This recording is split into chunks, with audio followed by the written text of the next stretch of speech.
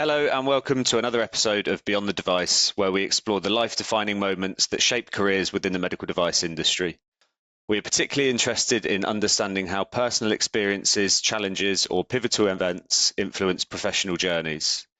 As we progress through the conversation, we will land on the question, what is the one defining moment or experience in your life that changed everything and set you on the path you're on today? Today's guest is Tony Cooke. I can't remember ever asking someone if they know Tony and the response being no. He is a heavyweight in the UK diagnostics industry and has more than 40 years of hands-on experience in diagnostic development, commercialization and leadership. He has held senior roles across the sector, including at Lab 21 and Cambridge Clinical Labs. He is now leading Procyon Diagnostics as CEO, a new spin-out developing an assay for pancreatic cancer early detection. He's deeply committed to improving the UK's performance in early cancer diagnostics, and he has a long track record of guiding startups through the realities of scaling, regulation, and commercial adoption. Tony, welcome to the podcast. Good morning. Welcome. How are you? All good. So let's take it back to the start, your early years. What shaped you growing up? What stands out for you? Me and Keir Starmer actually have a couple of things in common. My dad was a tool maker. He actually was a tool maker. He worked for a company called GK and Laycox in Sheffield. So my background is Sheffield during the 60s. I was born in 56. And basically quite working class family. My mum sort of worked in the cutlery industry, things like that. So educationally, it was when grammar schools were still in place. So I actually went to a grammar school. I passed my 11 plus, went to a grammar school, but it was a technical grammar school. So you expected to do things like metalwork and woodwork and technical drawing and things like that, because the aspirations at the time would you be going into either engineering or steel industry in Sheffield. But my inspiration at that stage actually came from one of my teachers, because it seems I was quite good at biology. And the guy was called Mr. Parry. He eventually became actually a head of education in Bermuda. But he was inspirational in sort of getting me into biology and science generally. That was my sort of, I found it quite easy. And being a boy, I'm quite lazy. And so, you tend to take the path of least resistance. So science, chemistry, biology, physics were just go-tos, basically. As simple as that. You weren't expected to go to university in Sheffield at that time. I was the first out of my whole extended family who went to university. I think my teachers found it quite strange that anybody would want to go to university. Why would you want to do that? Why not just go into industry and start earning some money?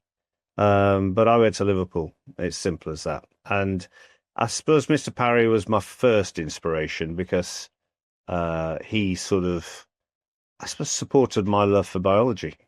But it was very selfish because I just found it really easy. Mm. Yeah. So thinking about obviously the industry we work in now, was that ever on the table at that early stage? No, I had Did you no know about plan. it? No. I had no plans. Absolutely zero plans. All I knew was that I was also very good at art, so I did A-level art, and basically, but I didn't do any exams, because you weren't allowed to do art and science at the same time. But I just knew that I was good at biology, and therefore that's a good thing to pursue. I did look at things like the military. I did look at going into more into marine biology. That was one option, but actually I picked generic biology because I thought something will come out. It was very much go with the flow. There was no plan. There was no plan whatsoever. No. And obviously you mentioned that people in Sheffield don't go to university. So what made you Not go? at that What was time. the kick? Yeah. What was the spark to get you to go? I didn't want to do what everybody else was doing. I didn't want to go into engineering. I wasn't an engineer. I didn't want to go steelworks. I didn't want to go cutlery. I wanted to explore. I wanted to get out of Sheffield. I wanted to go and see what the rest of the world was like. I mean, even today, if you're born in Sheffield, you tend to stay in Sheffield. I mean, most of my family is still in Sheffield. They've not moved out. It's it's a northern thing, but that wasn't it. I wanted to see a bit more of the world. I wanted to go and explore. So Liverpool, 1974 was quite an interesting time. Um, my qualifications at A level weren't good enough to go to a top level university, so I went to, at the time it was Liverpool Polytechnic, John Moores. Um, but actually that was really fortuitous as well because their biology was exceptionally good, and it was very practical as well. So it suited me down to the ground. I loved it. And where does your curiosity come from? Because if everyone around you is all doing the same thing, you've been told by your family that no, we don't go to university. Where's that come from? Well, neither of my parents were academic. So really, I think it comes. My dad, being an engineer, was very curious about stuff. He constantly did stuff. But I don't know. I think it's a second born thing as well. That you're a little bit more sort of, radical, a little bit more adventurous. So it just seemed perfectly normal. I think it was a time when kids were starting to do like, odd trips abroad or go picking grapes in the summer and stuff like that. So it wasn't that unusual. Quite a lot of my friends had started to sort of travel to Europe. And at the time, you had start to see sort of really cheap air flights. So actually, the idea of traveling around the world had started to sort of kick in a little bit. And I did that after my degree. So it was, I think, just everything coming together at the right time in terms of the world opening up. So I don't know. I just went with the flow. I had no plan. My plan really went to get a degree. That was it. Sort of my aim was I'm going to come out with a degree. That's it. A degree in biology, and then we'll decide what we're going to do after that. I got my degree in biology, and the next sort of turning point was actually one of my lecturers called Dr. Malcolm Luxton. And he sort of said, do you fancy doing a PhD? It's like, really? He said, yeah, there's a couple of positions coming up, and I think one of them will really suit you. Excuse me. And so he lined up. It was actually sponsored by Department of the Environment, and it was all to do with sort of toxic heavy metals in the environment and a large development of a housing estate in Leicester called Beaumont Leys.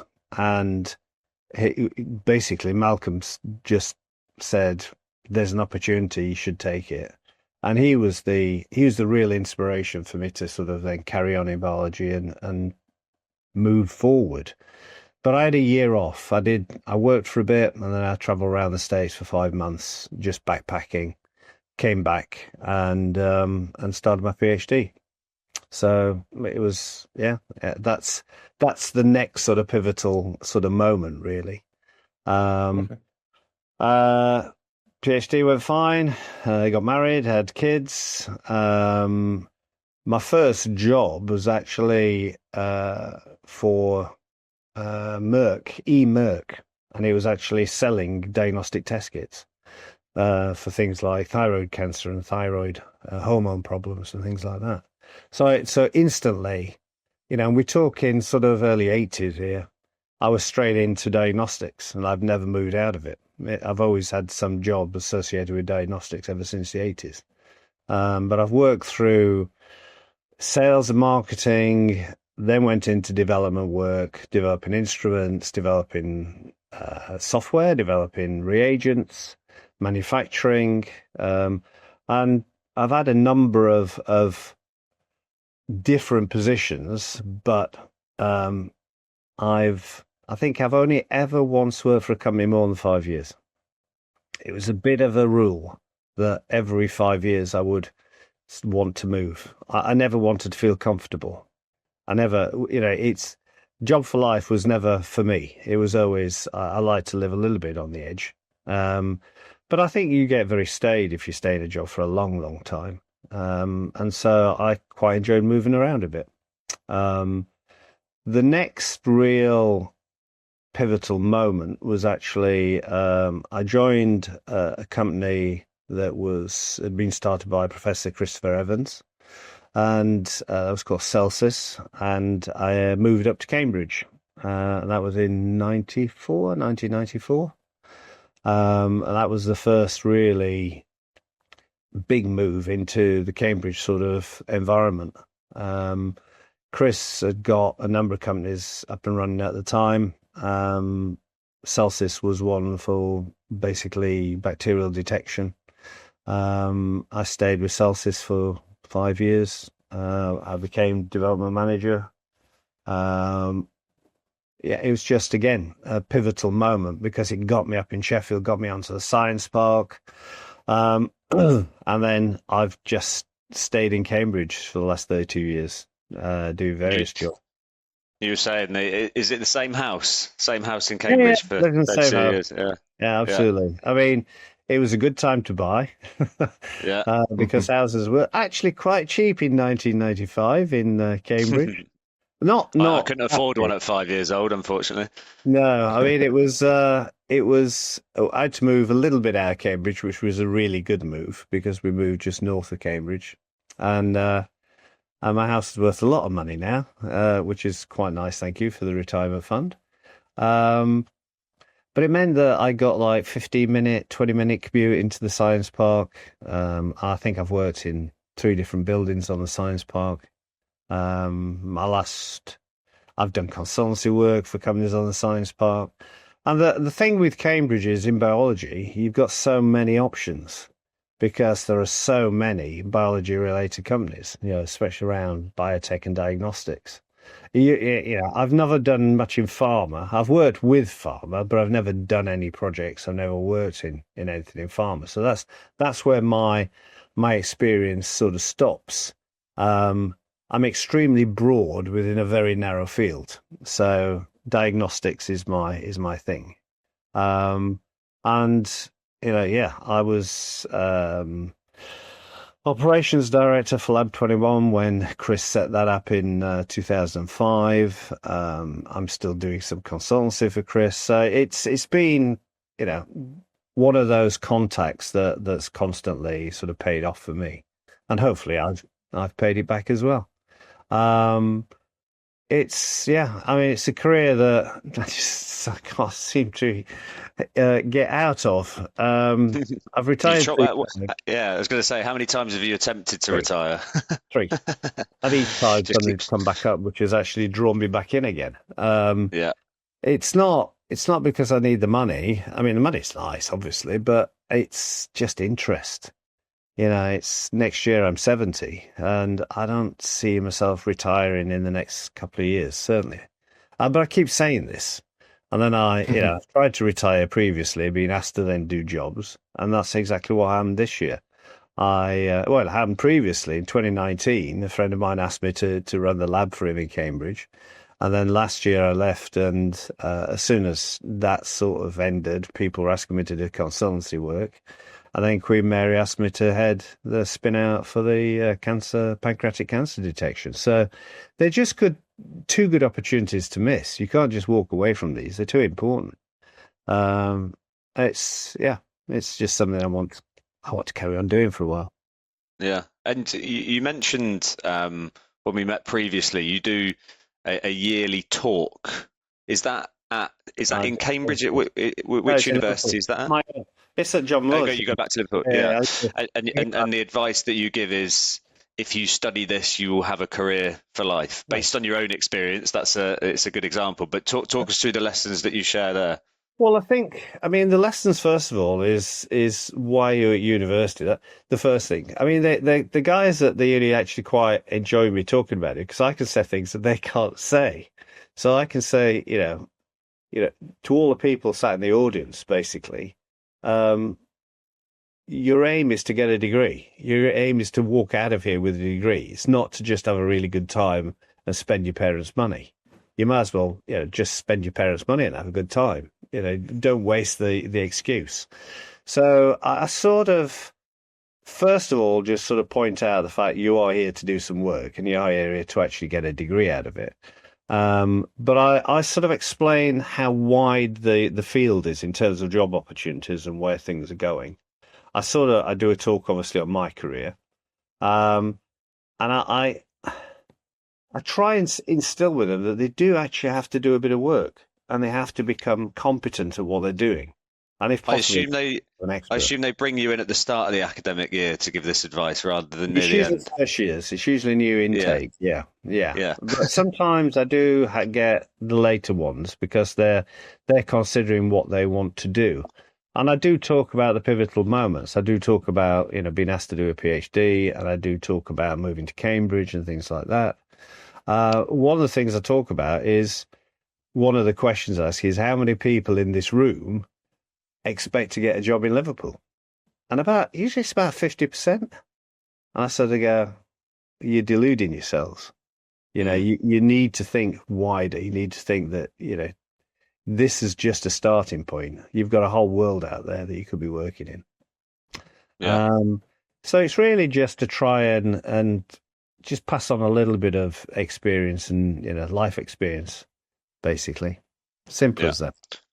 And your career, as you've described it there, feels like quite linear. Things make sense. Each move is through either introductions, recommendations, someone knows who you are that wants to bring you in and keep bringing you back as well all the way up until the present day. But there must be some, is there any experiences for you that maybe haven't worked out or gone to plan that you've learned more from in those moments?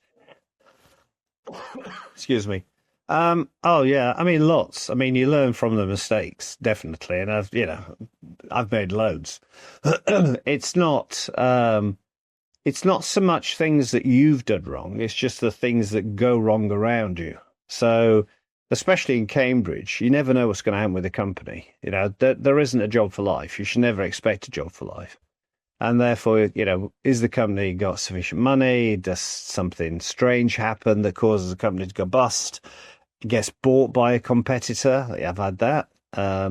We were doing extremely well in a company down in Kent, very well, in fact, such that our main competitor bought us and basically shut us down and made everybody redundant. So, you never know what's going to happen. So, which is, I think, one of the reasons I've never sort of wanted to feel totally comfortable in a position. I've always been prepared to go and find something else. I've never been unemployed. Not unless I've designed it, if you know what I mean. It's literally, I get some time off between jobs. But I think in the last probably 15 years, people have come to me more than I've gone to them. So it's been in that sort of situation. But you don't get to that until you're really at the end of your career rather than at the beginning. I was opportunistic, let's put it that way, that I'd start to look at like 3, 4, 5 years into a job and then see if anything interesting came up. It didn't mean I go chasing everything, but if I saw something that was very interesting, I'd go for it, basically. And is that the advice that you would give to others in the present day of employment? I think the landscape has changed. I think maybe people are moving more towards that. Like in our job in recruitment, you look at CVs all the time, and seeing someone that has spent 20, 30 years with one company, that frightens the life out of me. Absolutely. You do see it less, but is that the advice you would still give to people today? My rule was that you don't move under 2 years and you don't move over 5 years. So it's like you don't stay for longer than 5 years. And I think I did one job at Lab 21 for 8 years, but I did 3 different jobs while I was in that. So I was operations director, manufacturing director, quality director. So I had different jobs within that 8-year period. I just think it's better for you. I think mentally it's better for you. I think especially when you get in a position where, people tend to stay far longer than is good for their mental health. It's easy. It's not that difficult if and you gain experience, you gain expertise. People don't want people to be flitting around all the time. But actually, if you've got a good story, and that's what I'd say to people, I don't expect to be in this job for more than 5 years. They tend to accept it, and it's not a bad thing. But it does take a particular mindset. You've got to be able to you've got to be able to deal with it. So thinking about, there's lots of positives that have happened throughout your career and your life. You said there has been challenges, you've made mistakes. Is there any that stand out that was maybe more significant than others? Yeah, but it's directed at one group of people. Don't trust lawyers. Okay, because I've been screwed over 3 times by legal advice. Let's put it that way. Okay. We assigned some intellectual property, and the lawyers failed to write into the contract that if the company we decided to went bust, then we got it back. We should get it back automatically. That wasn't in there, and it was. I don't know whether it was deliberately left out because these lawyers were working for both parties, but it was naivety on my side, and it was, let's say, an oversight by the lawyers. But it basically finished a very good project tremendously early when the company that we're working with had to be sold because NatWest pulled in a massive loan.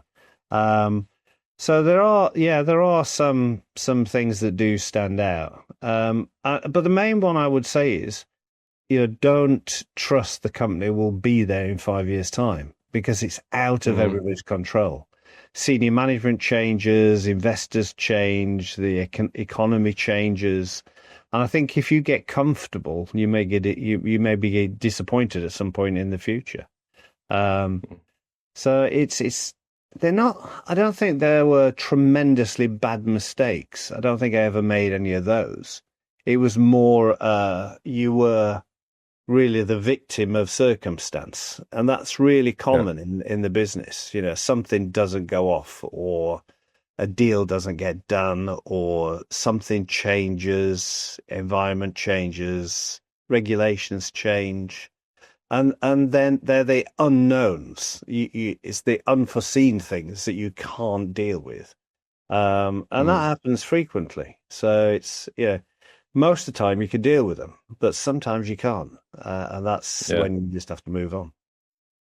So what you're describing there, it's almost wisdom from the experience that you've lived, but there would have been a time where something unforeseen has happened, maybe for the first time, maybe the lawyer thing was unexpected. Like, how were you actually feeling at that point?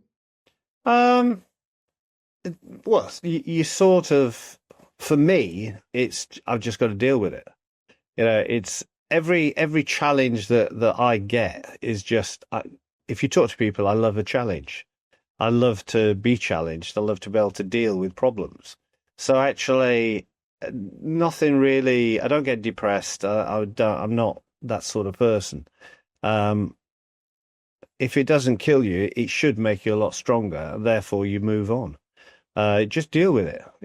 I've got 3 rules of life for my kids. Okay. One is life's not fair. Right. So if they ever said, "Oh, it's not fair," you go, "Well, life's not fair." Life doesn't owe you anything. Okay. You have to earn it. And the third one is, I'll change the wording.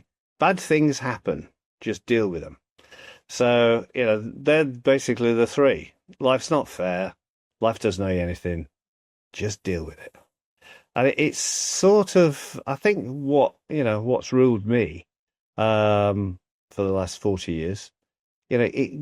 Don't expect everything to be perfect. Don't expect to be a celebrity. Don't expect to always have the perfect lifestyle. Just get on with it. Just do it. And is that always just come natural to you, or is that a learn? No, I think it's always been there. I don't know where it comes from, but I don't get particularly perturbed by things. I I've got a very high threshold when it comes to being annoyed or being upset or being challenged. I think you just have to take them in stride and deal with them. And that can be health issues, that can be, financial issues. They always seem to work themselves out at some point. And you may think that's fortuitous, but most of the time it's because you're working really hard in the background to deal with them. Yeah. So, eventually they will sort themselves out. Nothing's as bad as your brain originally makes it out to be. Well, as you get older, the thing you worry about more is health. As long as I've got my health, I will carry on. I've had a few scares. I've still got a few scares, but nothing that's going to kill me in the immediate future. And therefore, let's crack on with it. Until at some point where I can't do it anymore, I'm just going to carry on doing it. Just be thankful for you're still here, basically. Simple as that. Yeah. And like a lot of the conversations we have on here is around mental health and looking after yourself. And it sounds like you've got just an innate ability to push on when times are hard. Like, do you do anything to help yourself there? Anything that does help you get you up in the morning, spring your step? I'm terrible in the morning. Don't talk about mornings. I'm not a morning person. Okay. Midday onwards. Yeah, the rest of the day onwards. One of the things which I know it may sound a bit strange, but I'm a Yorkshireman, and we have a very pragmatic outlook. It's a bit of a joke. You always say, if there was a Yorkshireman that worked on Samaritan's helpline, after a while there won't be very many calls coming in. You just buck yourself up, get on with it. It's as simple as that. I don't think I have. I presume I have had periods where I've been slightly more depressed than I am normally, but most of the time I'm pretty sort of stoical. I can deal with things. It's just one of the challenges of life. Problems are going to come along. You just have to deal with them. Don't get upset. Life's not fair. Things happen. It's one of it's just part of the rules. I think people expect life to be a lot easier than it is, and it's not. I think if your expectation is going to be as challenging, then you're not going to be disappointed. I will say one thing, which is quite interesting. As a kid, one of my teachers once said to me, Cook, you never fail to meet expectation. And I thought, oh, that's interesting. I wonder if it means that as a compliment or not. But it just meant, I think what it meant was you're constantly doing things, you're constantly challenging things, you're constantly, sort of being interesting. And I think that's how I've always been. I just don't think that life is easy, but you can make it a lot easier. You know what I mean? It's like some things. Actually, Malcolm Luxton, he was very good for mental health, and he just said, "Look, you're probably going to have at any one time 100 problems. You solve 50 of them, 50 more will come along, so you still have 100 problems. So why bother worrying about them? Just deal with them." And I think that to a certain extent fitted very nicely with my mentality. I think the normal situation is to have lots of problems, and therefore, why get upset with them? Why not just deal with them? Imagine a life without problems. That would be very boring, wouldn't it? Without any challenges. That would be incredibly boring. Yeah, I probably wouldn't hang around for that one. It's like, that's not worth it. No, I again, if you talk to my friends, I constantly introduce more challenge into my life to make it as interesting as possible. So I do, interesting things. I was pointing out to Duncan the other day. So me and my daughter have been skydiving from 15,000 foot. My wife bought me a very nice birthday present of a flight in a Spitfire. I've done parachuting. I've done helicopter flying. It's stuff. I ride motorbikes. I've driven bikes ever since I was 15 years old. It's just, just put things in your life. do exciting things. And I think for anyone in the professional network will see everything that you've achieved and the fact that you're still working and enjoying your work. But it's that stuff outside of work, the Tony at home, the Tony building tanks, the artwork that you were showing me that is clearly still a passion from a young age. Like you've got all of these things outside of the work life, which maybe detaches you from the outcome. Obviously, you still care and you're passionate about it, but it's not your complete identity. No, absolutely not. And I'm not, what would the word be? I'm not completely sort of engulfed in it all the time, which I think is bad for your mental health. I think you do need a break. You do need to get out of it. But yeah, the hobbies, my passions, military history, First World War, tanks, that sort of stuff. They're a distraction, but they're also a challenge as well. But it's a different sort of challenge.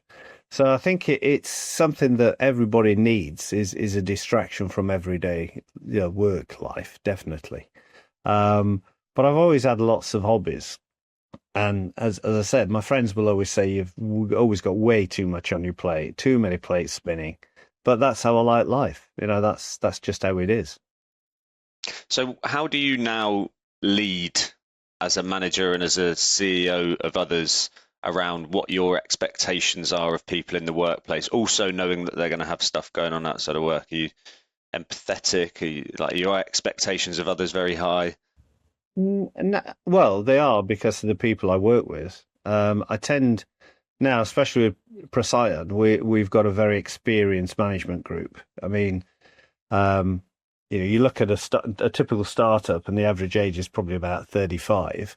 I think our average age is probably about 65. It's quite an experienced group of people. I have cherry-picked individuals that I know are very self-motivated and very self-sufficient, and therefore I don't have to do hands-on all the time. But my sort of management style is very mentoring. I will try and get them to to be comfortable in the tasks. But the other side is make it really clear exactly what's expected and what the aims and objectives are. So the project management side is really important, and quality. So, the first two employees are basically quality people because we're going to, from a very, very early stage, we're going to be a highly accredited company because it's easy to do from the start and it's to do later on. So these are things I've learned during my sort of career. So we're not starting a typical startup. We're going to be very fast tracked into being a big company very quickly in a virtual way. So we're working with key partners. We don't have premises. People are up in Yorkshire, down in London, in Cambridge. They're all over the place. But virtual working now is really easy with good things like Zoom and Teams and Google Meet and stuff like that. So we're going to be very effective and very efficient. That's really what I try and do. But what everybody knows is I'm always here if they need me. So if there's anything, they can get on the phone, they can email me, they can get on a Teams call, whatever, and we'll solve the problem. But most of the time, I'm just touching base with them once or twice a week, and they just get on with what their tasks are. They know exactly what they need to do. Mm-hmm. And so, where do you see yourself going from here? Because what you've said is approaching 70 and still enjoying what you're doing. You've got your health. You want to bring challenges into your life, but you only stay somewhere for 5 years. So, is this a 5-year play with Procyon, and you can see where the business should be by the time you're 74? I would expect. I mean, I'm already looking at a succession plan for me within 5 years. It's as simple as that. In 5 years' time, I'll be retired. I am definitely going to retire and move down to the southwest. So the plan was to do it before 70. Now I think it's to do it before 75. But by the time I'm 75, I'll be living down in Dorset or Devon or somewhere like that. And 90% retired, let's put it that way. But I suspect there'll still be a few consultancies that I'm doing. So Yeah. that's And it anyway. And then for where the industry has been since COVID, and that you were a leading voice during that time, and it kind of shone a light on the diagnostics industry. We were seeing in mainstream media terms used that only a very select bunch of people would normally talk about, and then everyone was talking about it. So it kind of put the industry into a spotlight, and that has maybe tapered off again from an investment perspective. What excites you most about the future of the industry? Well, the new technologies, basically. So certainly, next gen sequencing, things like that. I think we have to move the industry from being, and this is, I think, probably easier not in this country. It'd be easy to start this in. I think the States already doing it, but we have to move the industry from being illness orientated to prevention. It's as simple as that. So, and it's an aim of the NHS already in their 10-year plan. They want to detect 75% of all cancers at stage 1, stage 2, 75% by 2028. Okay, they're nowhere near at the moment. But you can imagine that if you could prevent diabetes, if you could prevent, certainly early stage cancers, just for people, if you could save one person at the age 40 from cancer, they've got another 30 years potentially of employment, of paying taxes, of being productive in society. These are the people that we need to actually keep in society and keep in jobs. So I think we have to move healthcare from being treatment of sickness, illness, to prevention and longevity. It's as simple as that. And it would actually save a huge amount of money. Mm. How do you do it? Well, yeah. How do you do it? And then other issues it would create in terms of then an aging population, But an and aging people live longer. population, A healthier aging population. But if you've got a healthy aging population that can do the same as me and work to 70, how much more productive is that for society? Yeah. And you can, you have to think that some people, wouldn't be able to do that. If you're a builder, and if you're a plumber, if you're a bricklayer, if you're a plasterer, by the time you get to the end of your career, you need another career because there's no way physically you're going to be able to do all that. The advantage I've got is it's my head, it's my brain, and therefore, as long as my brain's okay, then I can carry on working. But other people could have other jobs. You can move into another job quite easily at a late age. You can write books, you can do podcasts, you can be an influencer. There's loads of things you can do these days. There's a great guy, actually, I look on social media. He's a car repair person, but he doesn't actually do the repairs. He just does podcasts on them because he just is his son that does all the work. Things like that, are fantastic. And I think that would help people to actually have a better sort of end to their careers as well. So I think there is lots of things that can change, but you've got to be healthy. It's no good if you're ill. And therefore, the NHS, especially in this country, needs to move much more towards prevention than it is currently doing. One of the disappointing things, they made a decision a couple of weeks ago, we're not going to have a prostate screening program in the UK, right? Even Albania has a prostate screening program. Why is that cost? Well, the excuse is that the PSA test is not good enough, but there are other tests available which would make it good enough. I think it frightens them because it's such an enormous task. And PSA generally would put a lot of people into a surveillance mode when they don't have it. The problem is, you've got a very quick on prostate cancer. Prostate cancer is 3 different diseases, really.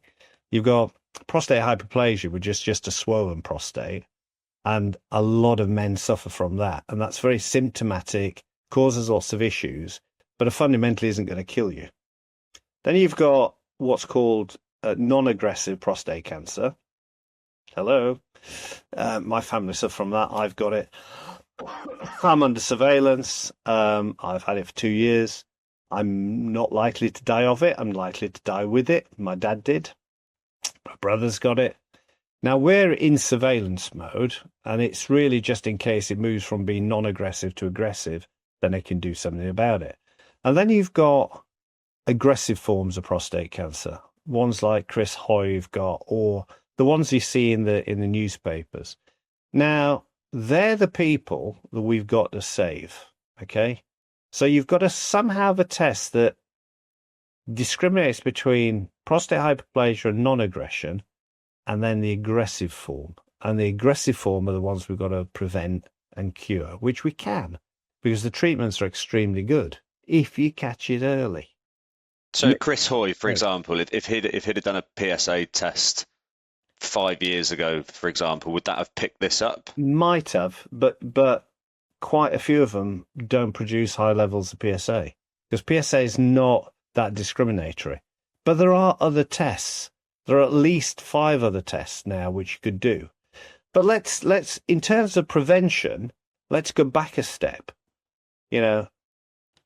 Genes, BRCA genes. BRCA genes are well known. Mutations of BRCA well known to be, major influences on breast cancer and cervical cancer, right? But also big in prostate cancer. Now, the government have said anybody who has a BRCA mutation can get a PSA test because you're at higher risk. You go and try and get a BRCA test. You're not going to get one because it's not routine.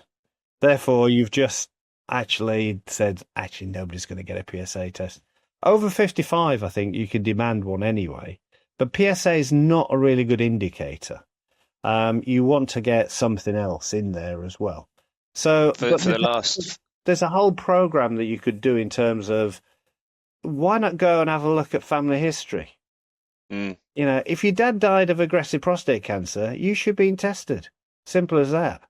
If your mother died of aggressive breast cancer, you'd expect to be tested, right? Yeah. There's lots more you can do with the data that we've already got. The problem is it's not joined up thinking. And therefore, nobody's thinking really prevention. They're thinking screening and detection and treatment. It's not prevention. It's not early, So if you look at breast cancer, for example, I think they've now moved it down to 50 or 53, something like that for breast cancer. But then you look at the proportion of women that get aggressive forms of breast cancer under that age, and there's loads of them. How do they get detected? We should be doing this at 40 for people who have a known history. It's not that difficult. It's just you've got to have a willingness to change the system from treatment. We have got a National Illness Service, not a National Health Service. And that's where it really needs to push. And an example is the fact that they won't do a prostate cancer screening program. But there's loads of them. You look at diabetes management, most people actually, I was found to be diabetic a few years ago. I found it. I actually had an HbA1c test done. I found that I was diabetic. I went to see my GP. I got on a treatment program, right?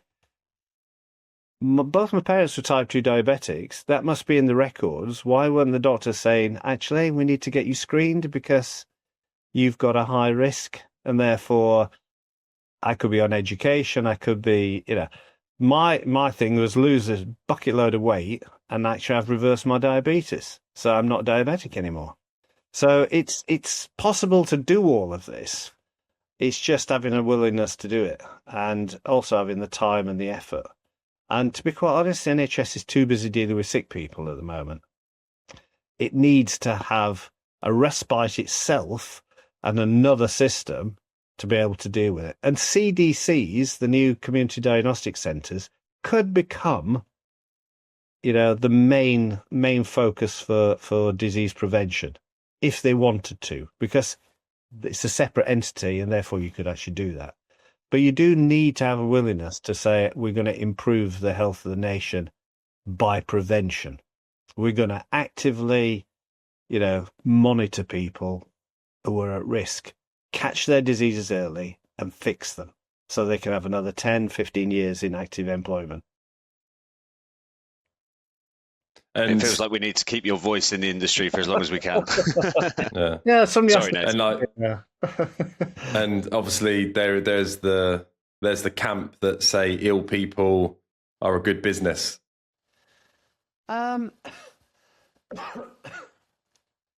There is, I think, in the States that may be true. I'm not necessarily sure that's true in this country. I think it is a good business model for obviously, some pharma companies and certainly surgeons and stuff like that.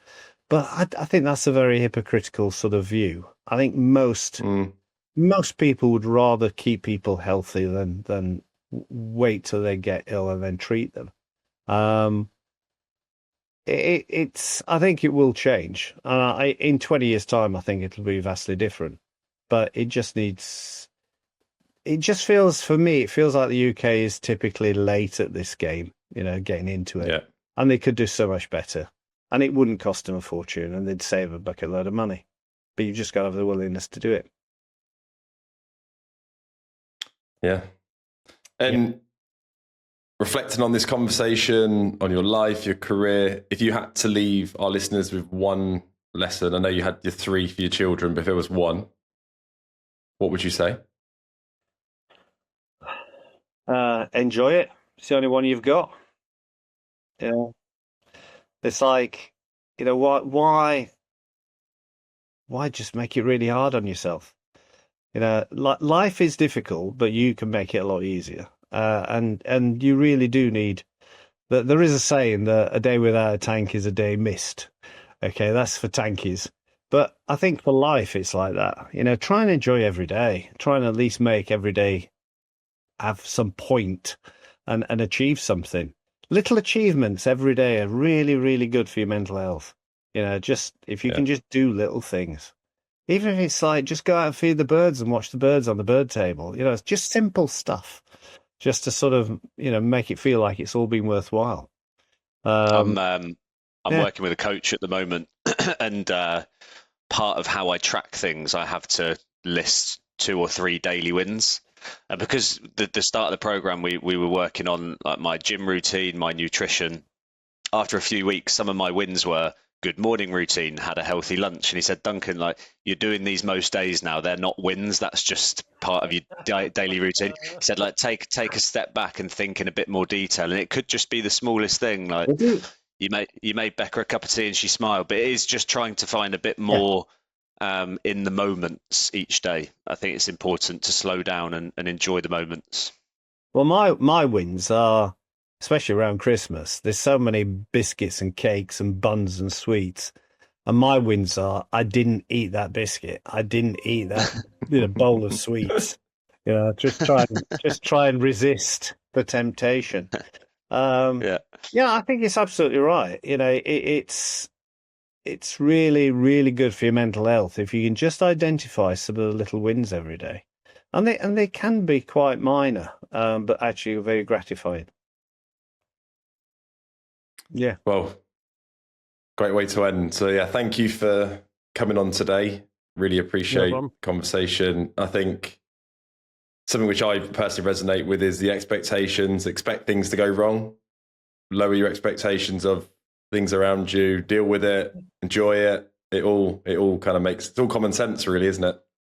It is, yeah. And I think that's a very Yorkshire thing as well. It's all very common sense. It's especially common sense as you get older, because you've seen it in the past. It might not be common sense when you're younger, but don't waste your time when you're young. Enjoy every minute of it. Cool. Yeah. So to our listeners, if this has made you reflect on your own turning points or own challenges, and you'd love to come on and have a chat with us, reach out to Duncan and I, and feel free to share, comment on this, and we'll see you in our next episode. Cheers, Tony. Cheers. Thanks, Tony.